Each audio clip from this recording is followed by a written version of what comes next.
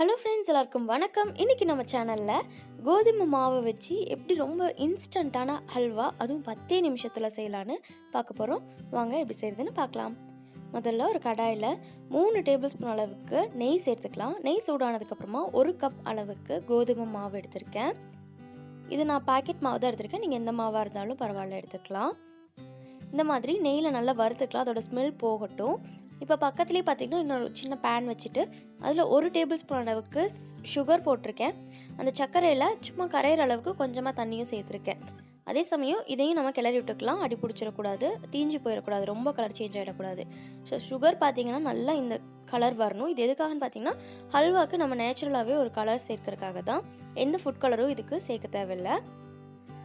So சைடில் பார்த்தீங்கன்னா நான் சுடுதண்ணி வச்சுருந்தேன். 2 கப் அளவுக்கு சுடுதண்ணி கொஞ்சம் கொஞ்சமாக ஆட் பண்ணிக்கலாம். இந்த மாவில் 1 கப் கோதுமை மாவு எடுக்கிறீங்க அப்படின்னா 2 கப் அளவுக்கு தண்ணி தேவைப்படும் இந்த ஹல்வாக்கு.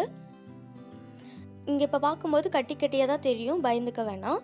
ஏன்னா நம்ம மாவு போட்டிருக்கோம் இல்லையா, அது இதுலேயும் தண்ணியிலலாம் கலக்கலை, அப்படியே பச்சையாக மாவு போட்டிருக்கறனால நமக்கு அந்த மாதிரி கட்டி சேர்ந்து தான் இருக்கும்.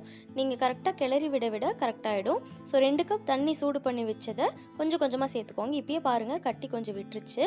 இப்போ பார்த்தீங்கன்னா 1/2 கப் அளவுக்கு சுகர் எடுத்திருக்கேன். இது கொஞ்சம் கம்மி தான், ரொம்ப திகட்டாது, ரொம்ப ஸ்வீட்டாக இருக்காது. உங்களுக்கு நல்லா ஸ்வீட்டாக இருக்கணும் அப்படின்னு நினச்சிங்கன்னா அதை சேர்த்துக்கலாம் இன்னும்.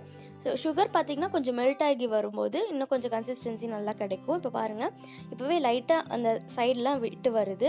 இப்போ பார்த்திங்கன்னா 1 டேபிள் ஸ்பூன் அளவுக்கு நெய் சேர்த்துக்கலாம் லாஸ்ட்டாக.